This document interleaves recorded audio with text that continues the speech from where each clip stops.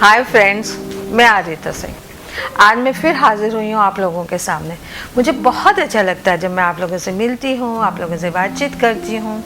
अच्छा, मैं एक बात बताना चाहती हूँ, जो मेरी पिछली कहानियाँ हैं, जैसे कि लोग कहते हैं कई लोग कि वो दादी नानी की कहानियाँ हैं। ठीक है, वो दादी नानी की कहानियाँ हैं, बहुत साल पुरानी हैं, बचपन से हम लोग सुनते आए हैं, पर जो उसका एंड है ना, वो कभी दादा नानी ने नहीं सुनाया। उसका एंड में एक मोटिवेशन है जो हमारी ज़िंदगी में काम आएगा, हमारी कामयाबी के लिए, हमारी ज़िंदगी के लिए, हमारे लक्ष्य के लिए, आगे बढ़ने के लिए।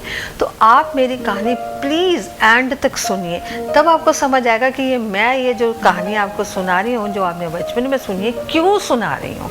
प्लीज़। तो आज की कहानी या आज की बातचीत जो मैं करना चाहती हूँ, शुरू करें।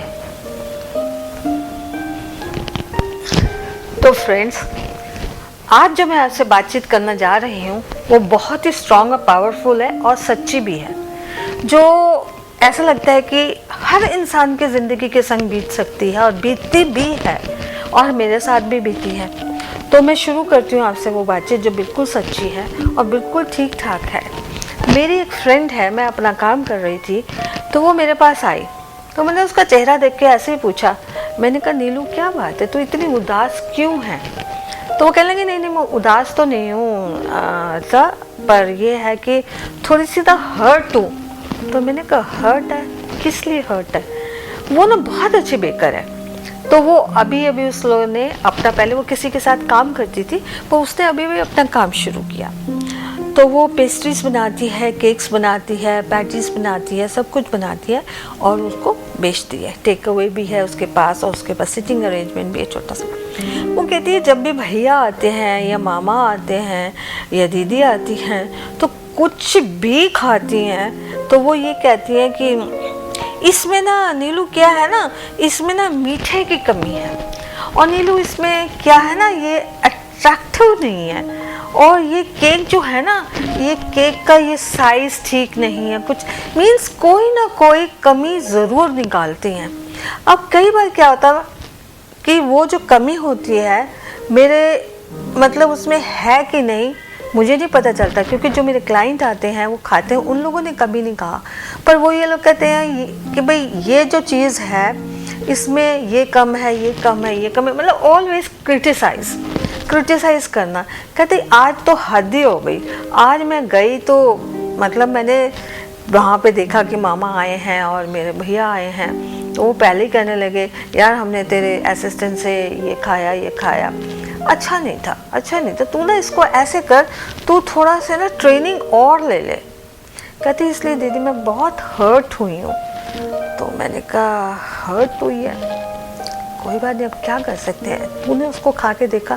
कहती मैं कोई भी चीज़ बनाती हूँ मैं उसको पहले टेस्ट ज़रूर करती हूँ और तब मैं उसको अपने कस्टमर्स को देती हूँ। अभी हमारी बातचीत ही चल रही थी, इतने में मेरी फ्रेंड आ गई एक और, वो मेरी कज़न भी है, पीहू। वो चेहरा देख के उसका भी ऐसे ही लगा मेरे को कि जैसे लटका हुआ चेहरा। ये मैंने कहा, अरे यार तूने तो बड़ा अच्छा बुटीक खोला है, ये है वो है, इतने मैंने सुना है कि बड़ी अच्छी डिज़ाइनर है तेरे पास, और तूने खुद भी इतनी अच्छी डिज़ाइनिंग सीखी हुई है, बड़ा अच्छा काम है। कहते काम तो मेरा ठीक ठाक है, पर क्या है ना, भाभी आई थी, भाभी कहने लगी, अरे ना ये कलर्स जो तूने मैचिंग कलर्स दे रखे हैं वो मैचिंग कलर्स ठीक नहीं है, और ये ठीक नहीं है। उनके संग उनकी 2 फ्रेंड्स भी आई थी, उन्होंने भी कहा, अरे इसके संग ये दुपट्टा दूसरा, ये बुरा मत मानियो, हम इसलिए पीहू तेरे को बता रहे हैं कि तेरा काम आगे चले, अच्छा हो जाए। तो कहती, मैंने कहा कि तो तेरे को बुरा लगने की क्या बात है, तो उनकी बात सुन ले। कहती नहीं दीदी, वो इस तरीके से था कि जैसे मेरे को क्रिटिसाइज़ कर रही हैं। कहती जो भी मेरा अपना आता है या मेरी फ्रेंड आती है वो मुझे क्रिटिसाइज़ करती हैं। कहती मुझे बहुत बुरा लगता, आज तो मैं बहुत ही हर्ट हुई हूँ। तो मैंने कहा, इसमें हर्ट होने की क्या बात है यार, ये तो मेरे साथ भी होता है। मैं जब अपना काम करती हूँ तो कई लोग मुझको ये बात कह देते हैं, अरे ये तुम्हारा चलने वाला नहीं है, क्योंकि देखो तुमने जो ये काम किया ना, ये थोड़ा लो स्टैंडर्ड का काम है, और जो हम काम कर रहे हैं ना वो हाई स्टैंडर्ड का, क्योंकि हमारे पास पैसा ज़्यादा है, हम पैसा इन्वेस्ट कर रहे हैं, हम A क्लास लोगों को लेते हैं। अरे मैंने दिल में सोचा, यार A क्लास लोगों को तो हमने भी ले रखा है, ये कौन से A क्लास लोगों को लेते हैं? ये मतलब क्रिटिसिज्म, हर चीज़ का एक क्रिटिसाइज कर करके मतलब दिमाग कभी कभी ऐसा हो जाता है, मेरा भी दिमाग में ना डिप्रेशन हो जाता है। मैंने उसको कहा, तो मैंने कहा कि तेको पता है कि तुम्हारे जीजा जी क्या कहते हैं? मेरे हस्बैंड हमेशा एक बात कहते हैं कि एक कान से सुना कर दूसरे कान से निकाल दिया कर। वो बात ठीक है कि हम एक कान से सुनते हैं दूसरे कान से निकाल दे, पर क्या होता है कभी कभी ना लोगों की बातें ना दिल के अंदर ना चुभती हैं और ऐसा लगता है कि यार ये जो हम कर रहे हैं शायद ठीक नहीं कर रहे हैं, शायद हमारी ज़िंदगी में जो भी कुछ हो रहा है हम इतने शायद टैलेंटेड होने के बावजूद भी ठीक नहीं। पर मैं आपको एक बार बता दूं, जो भी क्रिटिसाइज़ करता है ना वो टैलेंटेड नहीं होता है, उसको काम नहीं आता, वो दूसरों के भरोसे काम कर रहा है। और हमारे काम के लिए इसलिए वो मतलब क्रिटिसाइज़ करता है बिकॉज जेलस जिसके अंदर होगी वो बंदा क्रिटिसाइज़ करेगा और करेगा। मैंने उन लोगों को एक बात समझाई, फिर मैंने उन लोगों को एक बात कही, देखो ये वो कहते हैं इतना चुभता है ना कि जैसे लगता है कि लोग ना पत्थर मार रहे हैं। मैंने कहा कमाल की बात करती है यार, पत्थर मार रहे हैं? कहती हाँ। कहती मुझे तो ऐसा लगता है कि people are throwing stone on me. मैंने कहा देख एक बात सुन, पत्थर अगर तुम समझते हो कि लोग तुमको, वाकई क्रिटिसिज्म जब होता है किसी का तो वो चुभता भी है, हर्ट भी होता है, वाकई ऐसे ही लगता है कि पत्थर की तरह है। मैंने कहा मुझे भी लगता है, मैं भी बहुत मेहनत करती हूँ, पर कई लोग आके ना उसको क्रिटिसाइज कर देते हैं कि तुम तो ये काम कर ही नहीं सकते क्योंकि तुम इतने बड़े नहीं हो। पर उनको ये नहीं पता हम कितने टैलेंटेड हैं। तो मैंने कहा देख एक काम हम कर सकते हैं, एक काम सोचो कि जो पत्थर मार रहे हैं ना, तो उनको हम 3 तरीके से ले सकते हैं। या तो उनके पत्थरों को इकट्ठा करो और पिट्ठू बना लो और खेलो उसके साथ। कहते क्या हुआ, ये क्या बात हुई? पीहू ने कहा, पीहू कहती आप क्या बातें कर रही हो, पिट्ठू बना लो खेलो। मैंने कहा समझने की ज़रूरत है जो मैं तुमको समझाना चाहती हूँ। उसने कहा ये क्या कहती? मैंने कहा एंड तक मेरी बात सुन के मैं तुम्हें समझा क्या रही हूँ। मैंने कहा दूसरा एक बात करो कि वो पत्थर जमा करो और वो पत्थर एक के ऊपर एक रखो और उसकी दीवार खड़ी कर लो। ये क्या बात हुई? मेरी कज़न कहने लगी दीदी आप कैसी बातें कर रही हो? मैंने कहा बातें कर रही हूँ, सुन लो पहले इन बातों को। मैंने कहा जो मैंने अपनी ज़िंदगी में उतारी हैं वो बातें मैं तुमको बता रही हूँ, और ये सच बात है जो मैं आप लोगों से बात कर रही हूँ, क्योंकि ये बातें आप लोगों की ज़िंदगी के साथ भी होंगी। इट्स ट्रू, बिल्कुल सच्ची बात मैं आपको बता रही हूँ। पहली बात मैंने आपको बताई कि जो भी पत्थर आ रहा है आप उसका पिट्ठू बना लो, पिट्ठू खेलो उसके साथ। दूसरी क्या, वो पत्थरों को इकट्ठा करो और उसकी दीवार बना लो। और तीसरा क्या है कि उन पत्थरों को इकट्ठा करके इस तरीके से लगाओ कि वो एक ब्रिज बन जाए। तो दोनों सुनने लगी। कहती फिर? कहते हमें आपकी बात समझ में नहीं आई। मैंने कहा मैं समझाती हूँ। जो आप ये पिट्ठू बना रहे हो ना, इसका ये मतलब है कि आप खेल रहे हो, उसका ये मतलब है कि आप एक कान से सुन रहे हो दूसरे कान से निकाल रहे हो। आप बिल्कुल निश्चित हो जाओ और एक कान से सुनो और दूसरे कान से निकाल दो। पर पीहू कहने लगी नहीं। कई बार क्या होता है वो ना दूसरे कान से निकलता नहीं है, वो एक कान से सुन के, दोनों कान से सुन के दिल में चला जाता है। मैंने कहा बस ये बात है ना, तो दूसरी बात है सुनाओ। मैंने आपको कहा है कि एक के ऊपर एक पत्थर रखो और उसकी दीवार बना लो। कहती उसका क्या मतलब है? मैंने कहा उसका मतलब ये है कि जब आप एक दीवार बना लोगे तो आप उस बंदे से जो आपको क्रिटिसाइज कर रहा है, आप उसके और अपने बीच में एक दीवार खड़ी कर लोगे। मतलब ये है कि आप उससे मिलना जुलना बंद कर दो। जब वो आपसे जलता है, जब वो आपको क्रिटिसाइज करता है, आपको आगे बढ़ने से रोकता है, तो आप उससे मिलना बिल्कुल बंद कर दो। एक दीवार खड़ी करो अपने और उसके बीच में और मिलना बंद कर दो। तो नीलू कहने लगी कि कभी कभी ऐसा होता है रीता, हम लोग नहीं कर सकते मिलना बंद, वो हमारे बहुत नियरेस्ट डियरेस्ट होते हैं, हम मिलना बंद करना भी चाहें तो नहीं कर सकते। और पीहू बोली हाँ दी, ऐसा तो मैं भी सोचती हूँ कि कभी कभी जैसे मेरी भाभी आई, ये आई, मैं उनसे कैसे ये सब कुछ करूँ।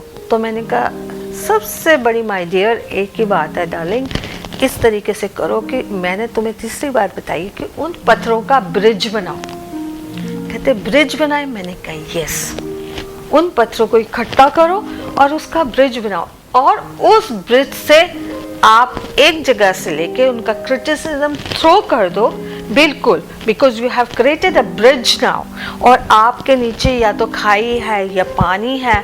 क्रिटिसिज्म को आप यही समझो कि वो एक खाई है या वो एक पानी है, आप उसको उस ब्रिज के ऊपर ब्रिज बना दिया आपने, वो आप उसके अंदर फेंको और उस ब्रिज के ऊपर से चलकर अपनी सक्सेस की तरफ चले जाओ, अपने लक्ष्य की तरफ चलो, अपने गोल की तरफ चलो।